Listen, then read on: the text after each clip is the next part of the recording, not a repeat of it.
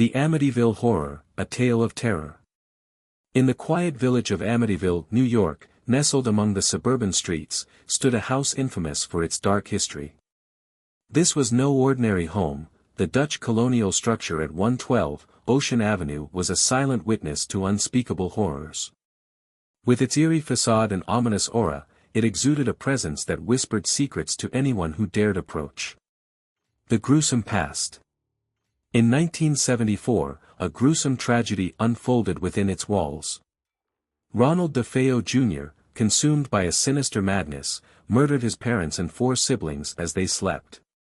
When questioned, he claimed he was commanded by voices emanating from the house itself. The house, stained with the blood of innocents, remained vacant for a year, shrouded in foreboding silence. But in December 1975, the Lutz family, George, Kathy, and their 3 children, moved in, unaware of the nightmares that awaited them. The house was too perfect to resist, priced suspiciously low due to its tragic history. George, a practical man, dismissed the warnings. "It's just a house," he told Kathy. But the house was far from ordinary. The haunting begins. From the moment they moved in, the atmosphere felt heavy, oppressive. The air carried an unnatural chill that seeped into their bones despite the roaring fireplace. The family dog, Harry, barked incessantly at empty corners, his hackles raised as if he could see something they could not. George, a rational and level-headed man, began to change. He became irritable and obsessed with the fireplace, claiming he could never feel warm. His health deteriorated, his eyes sunken, and his demeanor darkened. Kathy experienced nightmarish visions, disfigured faces, shadowy figures standing at the foot of her bed, and ghostly whispers that called her name in the dead of night. The children were not spared.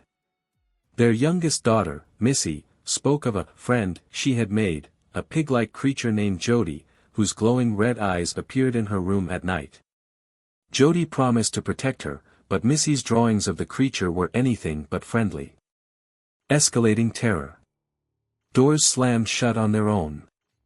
Foul smells wafted through the house, emanating from no discernible source. Black slime oozed from the walls. Crucifixes hung on the walls would spin upside down, mocking their desperate prayers. In the dead of night, they heard screams echoing through the halls, and strange voices spoke in a guttural language no one could understand. George woke at 3:15 a.m. every night, the exact time of the DeFeo murders. He felt compelled to wander the house, often drawn to the basement, where he uncovered a hidden room. The walls of the room were painted red, and its stench was unbearable. Missy referred to it as the gateway, and George began to believe it was a portal to hell itself. The climax of horror. One night, the family decided to sleep together in the living room, hoping safety lay in numbers. But the house had other plans. Windows flew open despite the freezing temperatures outside, furniture levitated, and a cacophony of voices screamed, "Get out!" A shadowy figure with glowing red eyes materialized at the top of the staircase, its hulking presence radiating malevolence. The family ran out of the house, leaving behind all their belongings. They never returned. The aftermath.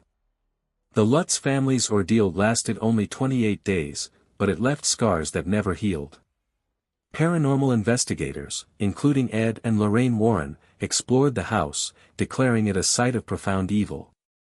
The infamous photograph of a ghostly child, taken during their investigation, remains one of the most chilling pieces of evidence. The house remains a point of contention. Some believe it was a hoax, while others claim the land itself is cursed. Whatever the truth, the tale of the Amityville Horror continues to haunt, reminding us that some places carry darkness that even time cannot erase.